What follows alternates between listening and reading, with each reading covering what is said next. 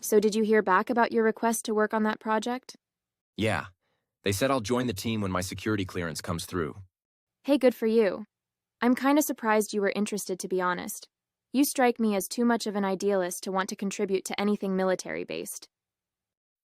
Well, I've thought about it, and I agree with Chris. These systems are coming, and we should be ahead of other countries.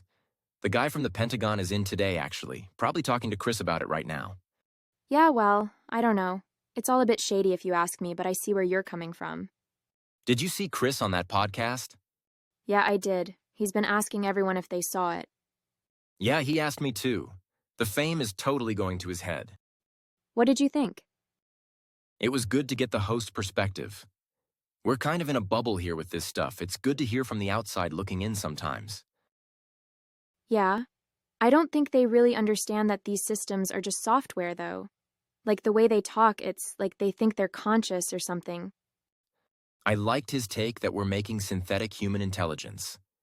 I think it makes sense. Humans have a particular perspective, and that's what we're showing it when we train it on what we've produced. Speaking of which, I saw some predictions on our data usage this morning. We're predicted to actually run out of high-quality training data within 12 months if we keep training at our current rate. That's pretty crazy when you think about it. Yeah, it kind of makes me feel insignificant, really. Humankind's collective output, the good stuff anyway, isn't actually that much when you think of it in terms of terabytes. What do you think to the model creating its own training data? I am with the school of thought that says it won't really work. I mean, nothing truly new is created when you do that.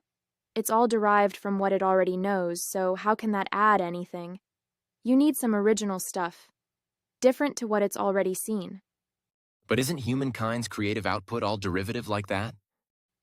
Well, it's obviously influenced by the creator's culture and other works the person has been exposed to. But I think there's more to it than that. Like an author or a scientist on the verge of a breakthrough, they have this creative spark, I think. I think humans are capable of true originality. And even if you think it must all be derived from their surroundings, their inputs, if you like, every person's subjective experience of their life is different. So the originality in what they produce can come from their unique lived experience. The AI doesn't have a lived experience to draw on to create something truly original that it can then train on. Yeah, that makes sense. So what happens when we run out of training data? The progress stops. But by then, it'll be as smart as any of us. So it's not like it won't be super helpful. Right. It will certainly change things. I'm actually quite optimistic about it in the longer term. I believe that about you. Chris certainly painted a rosy picture on the podcast. The work-free utopia. A time of abundance. You don't believe it? I am not even sure Chris does, to be honest. Oh, I think he does. It's why he started the company. Yeah, maybe. I can't get a good read on that guy. I know he went off on the podcast about all that, but I'm never sure if he's just saying what people want to hear. Well, look at all this inequality, the exploitation, people hating their jobs, barely getting by. What if we could all have what we need made super cheaply for us by automation and AI? That's the future we're building. Inequality will get worse to begin with. To start with, it'll create mass unemployment. We both know developers are struggling to get hired already. There's less demand for workers in the creative industries, for sure. Company owners are benefiting right now with lower wage bills while their staff are losing their income. That's going to accelerate as more capable systems are released. And as usual, governments are well behind the curve. They need to do something about universal basic income soon, and we know they won't. The transition won't be easy. Chris said that himself.